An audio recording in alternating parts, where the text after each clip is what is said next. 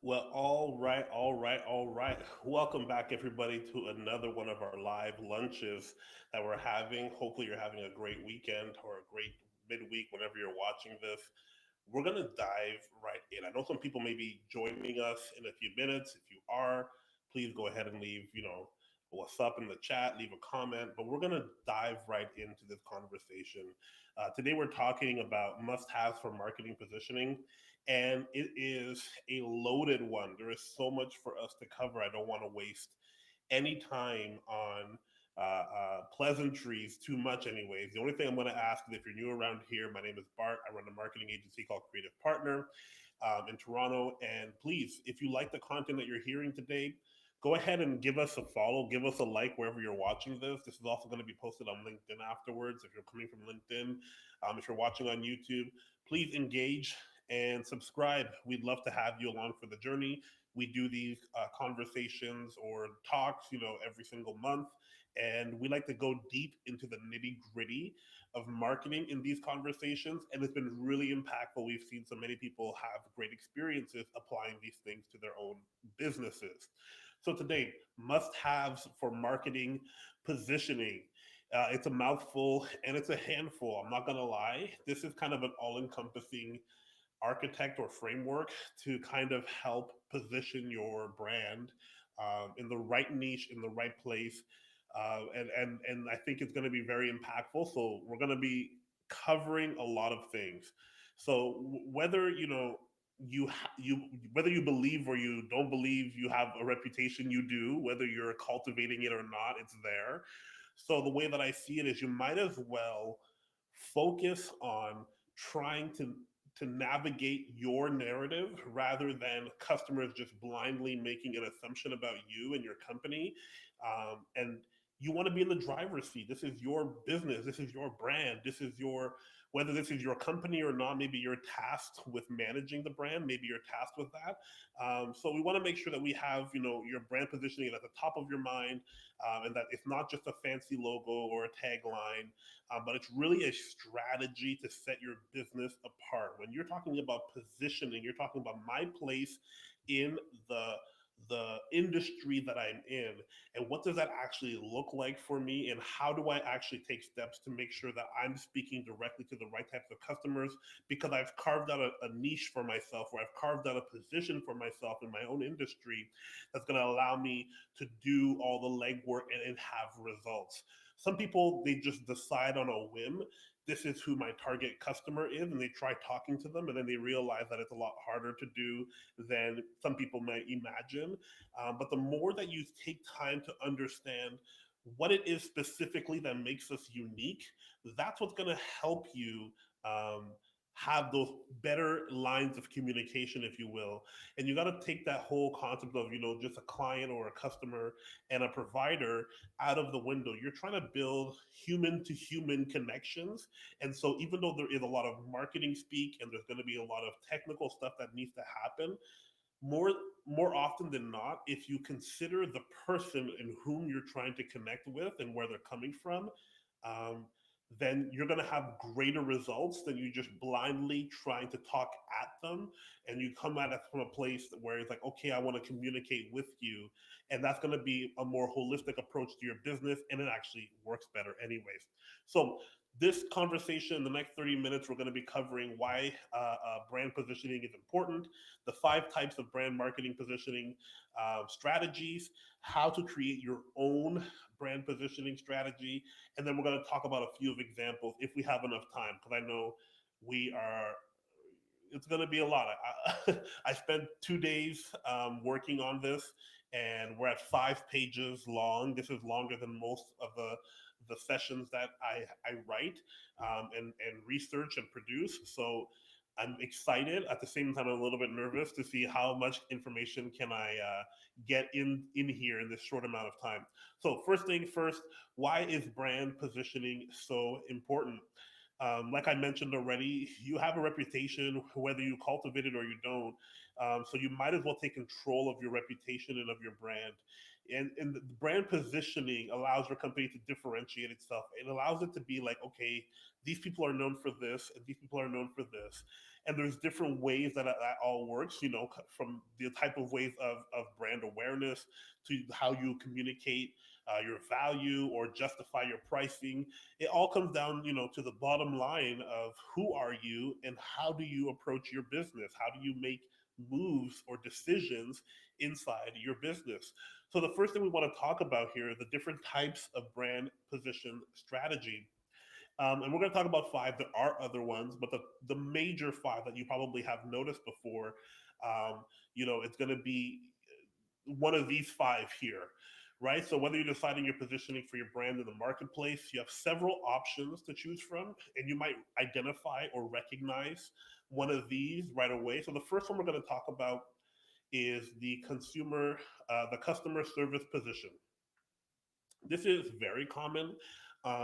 It's a very good chance you probably talked to or used a service or a restaurant or bought a product or another service, because of the customer service that was provided or the anticipated customer service that was provided. They have a reputation for that. That's one of the most tangible benefits, is that a great customer service can justify a higher price. Think about Apple. They sell this computer that's right in front of me right now. It is not cheap. At the same time, a big pull for Apple is, the Genius Bar, is having a physical store to bring it in to get fixed, is being able to text, talk, or whatever with an agent who can solve your problems. And a lot of times, those people are stateside. They're in California themselves, handling some of this customer service. So having good customer service is a big differentiator, and some people might choose your service or product if this is like, okay, well, maybe we're a SaaS product and there's other SaaS products, but our customer service is elite and our knowledge base is very deep, and maybe that's what you can kind of lean on to position yourself. That's one of the ways. Another way is convenience-based position strategy. Convenience-based is, basically highlighting what the company's product or service and how it's more convenient than somebody else's product or service. For this, I like to think of like Swiffer. The Swiffer jet is like 30 bucks Canadian, maybe even sometimes more. A regular mop and bucket you can buy for like 10 bucks. Some places you can even get it at a dollar store. But the convenience is I don't have to like dirty my hands and like keep that thing clean and smelling fresh. And I don't have to necessarily, wring it out and do all that fun stuff.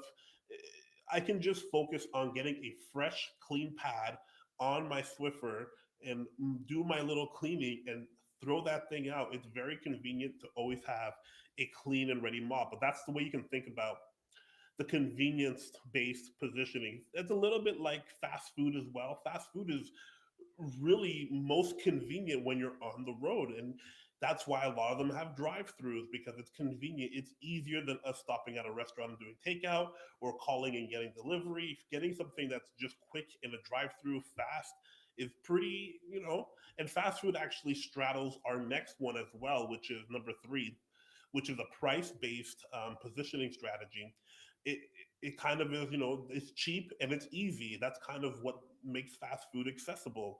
A company uses price-based positioning strategy to present product or services at a more affordable option, because sometimes that's very convenient. We'll talk a little bit about Walmart and Target in a little bit, because I have a few examples showing the different strategy positionings. Um, but yes, a customer, it's easy to get a large customer base with uh, a cheaper price, but it comes with some risks.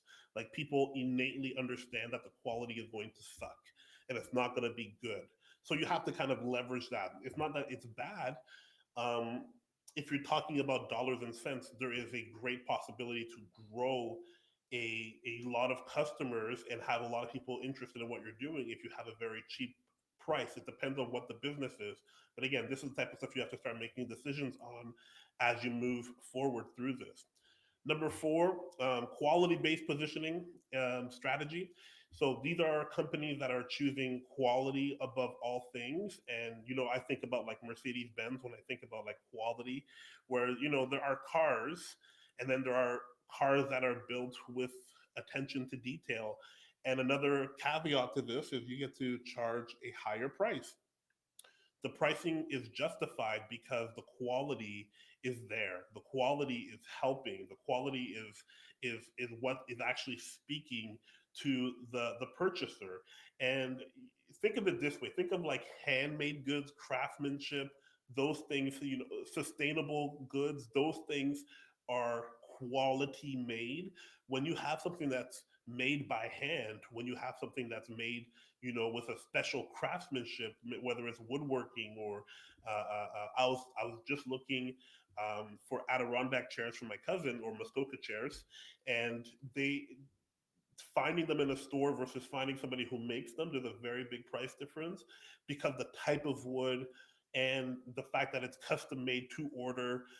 You can have them a little bit wider to accommodate more people, or deeper, or you can have them painted, or finished a certain way because somebody is actually taking the time to do that. The price is much higher, and some people are willing to pay that price. So this is again another great return on investment. People love to spend money on things that are really important to them. Think about sustainability and how people using cleaning products would pay more money if they knew that it was ethically sourced, or being disposed of in a responsible way, or if it was plant-based. So this is where your buyer persona would come to play, where the income of the person that you're targeting is going to be more specific, who could afford or who would appreciate those characteristics. Again, we're going to talk about how you can do this yourself in a few minutes. But yeah, that's the quality based positioning strategy. And then lastly is the differentiation strategy. And that again is kind of like a broad or unique um, strategy point of view, but it kind of is just like what makes us so unique to the industry, what puts us apart compared to everybody else. And that's really exciting sometimes. It shows a lot of innovation sometimes. And you can see this sometimes in technology. I think of Tesla when I think of something like this.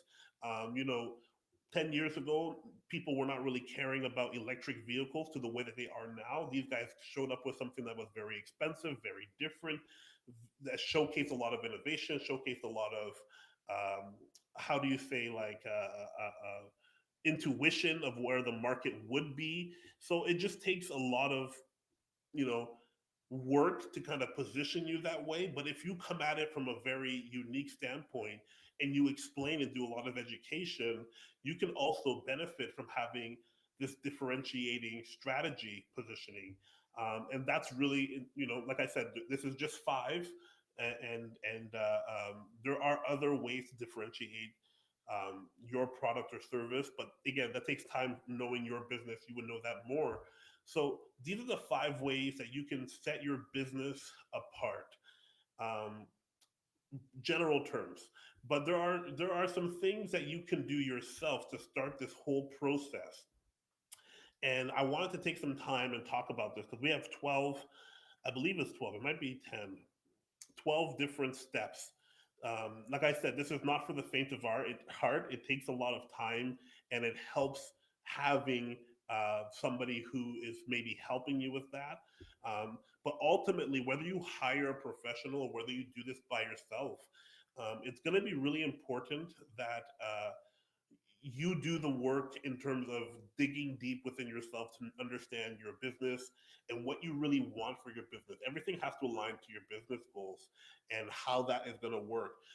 As much as I could help a customer do this, it's going to take a lot of uh, knowledge, inside baseball knowledge, to kind of get this working in the way that you would want it to be working.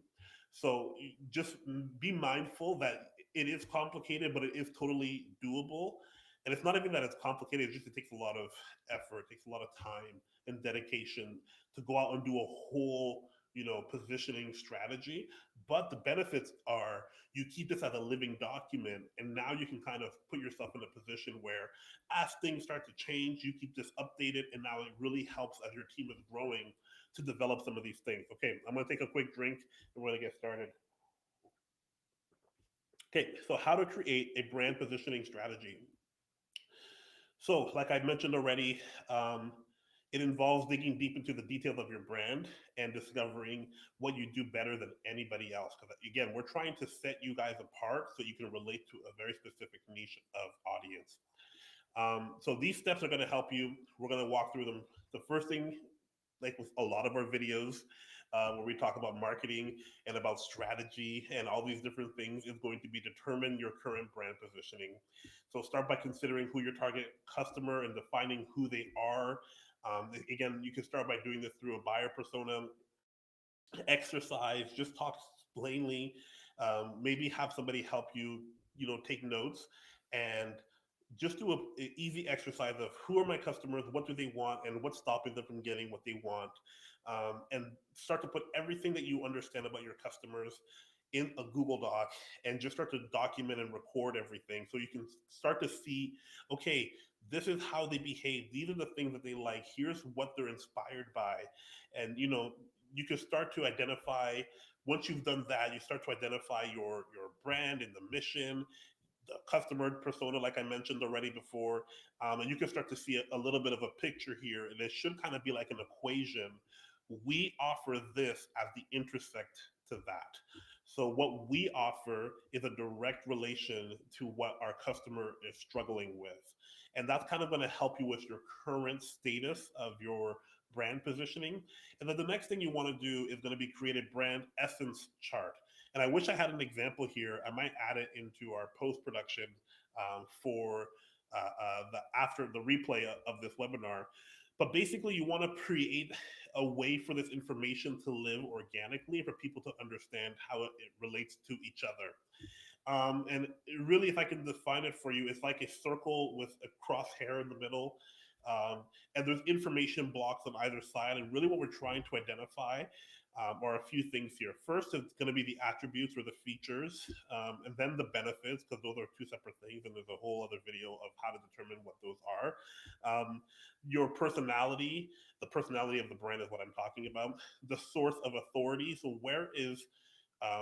why are you poised best to solve this problem? And then what it says about the customer, right? So what does your brand say about your customer?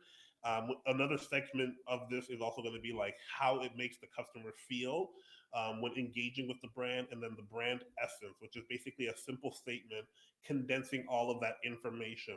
So what this does, it creates an essence of who your brand is, what are the things that are most important to it in terms of the benefits and the features, where is its personality, where is the source of authority, how does it make your customer feel, all these different things. And at the end, you put this into a one block statement that's going to help you synthesize what the essence or the ethos of your brand is. This again can be a living document once you create it.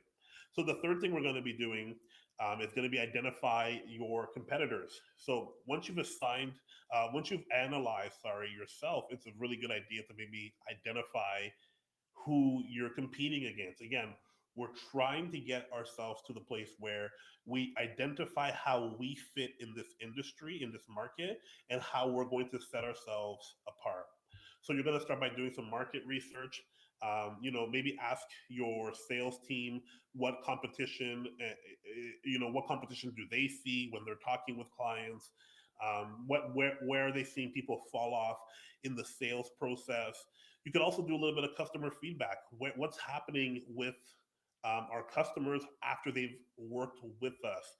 Who are, or what are they saying, and how can they be identifying some weak points within our competition, or why they chose us versus working with somebody else? And again, you could use social media to find out. You could use actually Quora to find out which platform consumers are using within that niche or that industry specifically as well. Once you've identified your competitors, it's now going to time to do some competitive research. So you want to find out, okay, what specifically are their products or services are my competitors offering? What strengths or weaknesses do they have? What marketing strategy are they using, or are they successful? You can even ask them directly. You can either, have a coffee, or you can either do a little bit of research and snooping online, and you can find some of these details as well. But basically, you want to find out what their current position is in the market. and how basically how that's going to be in relation to you, right? So once we've done that, which is conduct the competitors research, we're going to try to identify your unique position. Again, this is where we're trying to live right here, right? So you're going to start to see a pattern once you've done your competitor analysis. You're going to start to see, okay, this is some of the strengths and weaknesses that we share or that are similar to us. And this is how we can kind of find a way that, okay, this is looking similar to what we're doing over here, or this is a strength and this is a weakness for them. So you can start to see where this is going to move and say, okay, this is helping us identify what is making us unique, what is setting us apart, what is our customers saying compared to where our competitors' customers are saying, and that's what's going to make your brand unique. Again, you know yourself and your customers like nobody else. But when you add the factor of understanding your competitors, now you begin to see, okay, I can see a bigger picture here in where my uniqueness is actually going to be one of my greatest strengths, and how am I going to leverage that? How am I going to use this as a launch point for what we're going to be doing in our sales, in our promo, in our marketing, in our strategy, in our content production? So this is, you can start to see how this is starting to level up and to frame up already. So I'm going to try to move faster because there's a few more things, and I know we're running out of time. Okay, next thing is you want to build a brand positioning framework. This is going to be like a very simple chart. Again, an easy way to understand information. So we're going to use what the big idea is, what is the major thing you're trying to solve, and then what your value proposition is. So again, so we're taking that information from before, we're inserting this here. You can do this in a spreadsheet or in a Google Doc and just have these main categories, big idea, value proposition. Next, you can have your target audience, all the information we talked about with your buyer persona, what they like, what they want, what's stopping them from getting what they like and what they want. Put that in there. Start to maybe do a little a bit of research on what type of company you are in terms of tone of voice, and then what your elevator pitch is. So these are all, again, building a framework that's basically going to be a document or an a simple way for you to see what all these levels are going to be. And then you want to end off with having like what your message pillars are going to be. So taking the information that you've just done on your competitor analysis and understanding who your customer are and who your business is, what type of topics could we answer or talk about that would help our consumer, that would help our bottom line? And that's going to help you with your content and leveraging that. So once you have that, it's going to be a good thing for you to evaluate your positioning and how it works. So now, as you're starting to maybe produce content, as you're starting to engage with your clients or with your customers, it's going to be really smart for you to start to track all this information. How is this going to help? How is this going to make this better? And how are we going to now leverage this and evolve every time we go through this, every time we go through a new campaign or a new strategy? How are we now going to make this even better than the last time? So the second last one is establishing an emotional connection with your prospects and with your customers. So connecting your prospects on a human level, um, again, like we talked about at the very beginning, super important. This is not just something that is, um, you know, a machine talking to a machine. And I know we live in such a digital age now where so much happens online and people live more and more online lives, and digital lives. But we do need human behavior is is a large part of psychology, and we even have a whole conversation about that where you can talk about buyer behaviors and that type of psychology. um, Most people that are purchasing things now, even digitally and online and all that kind of stuff, still have human tendencies. So you want to make sure that you're empathetically leading and speaking directly to their feelings more than just to their brain. The brain is going to make a decision, but the hook is going to be the emotion. So work on that. Make sure that we're leveraging that. And then lastly, you want to make sure that, well, there's two parts. Create value. Now that you know what the intersect is between what you offer versus what your customer is actually looking for. Create as much value as possible. And the second part of that is make sure that your customer facing employees embody this idea, that they understand, okay, this is um, what's most important to our value and to our mission statement and how we approach and communicate with our customers. And this is how we're going to make this move forward. Whew. Hopefully, this has been helpful. We have a few more minutes, and I want to talk through a couple of our um, examples that I've been able to pull. Okay, I'm going so fast here, I'm starting to sweat. So, if you got any questions, please drop them in the chat. Let's see what's going on. Okay, we're gonna keep moving. We got like 5 minutes left here. The first one, let me just take one more little drink. The first one, Spotify versus Apple Music. Okay, the positioning strategy. Spotify is price based. They're trying to get you to understand, hey, this is the best way to get as much music as possible. And Apple is looking at the most quality, right? They're saying our quality approach, we have 60 million songs categorized.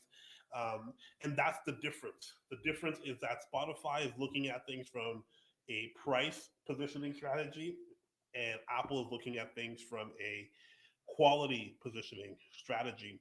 And you can see that in how they work their ads, in how they make decisions, and how they produce content.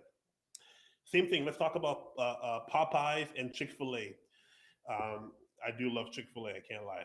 Popeyes uses, differentiating, whereas Chick Fil A uses a hybrid, which is a customer service and quality approach. So Popeyes is looking at like, hey, we want to be different. We're down, low down country folk, good old fashioned chicken, Louisiana style, and where Chick Fil A is very much on the customer service with a smile, my pleasure, and the Southern hospitality side, as well as they boast that their chicken is very much the best quality for the price. Lastly, before we go, I wanted to talk about Target and Walmart. Walmart became like the standard for getting consumer goods in a big box setting. And they did so by using the price point, right, positioning strategy. And they were very successful. Like I said, they've been very successful. That family was one of the richest in the world for a long time, or in America rather. Um, and there's, again, lots of benefits of just going on price, being the cheapest. Again, the downfall is also there. So there is a risk management assessment that needs to happen, whatever your business is or whatever your strategy is. Um, that intersect for the customer and for Walmart was baked into the model and how they grew in all these superstores. So Walmart, so I guess rather Target then sees those places that are missing, being like the quality and the customer service. And that's kind of how they approached their unique approach, their positioning. And they started to focus more on the customer service, and they started to focus more on the quality of the products and the goods that were being sold. So there's no wrong positioning strategy. You do just need to make a decision on what to align with me and my business, and how am I going to leverage it to carve out a space for me to have a genuine conversation with my customer. Okay, so hopefully you guys we've covered a lot. I'm going to try to post this as soon as possible. But as you can see, a strong brand makes all the difference when entering a company or a market, or you're trying to position your brand in a unique way. So you want to make sure you have your target audience's attention, and you want to be successfully growing your brand. So you need to be considering how you are positioning your brand to leverage its value proposition to serve your customers. Hopefully, this has been really helpful for you guys. Again, drop a like or a follow if you see that this has been helpful. Check out our other webinars that we've been doing. But yeah, I've been Bart. Thanks again so much for doing this, and we'll talk soon. Peace.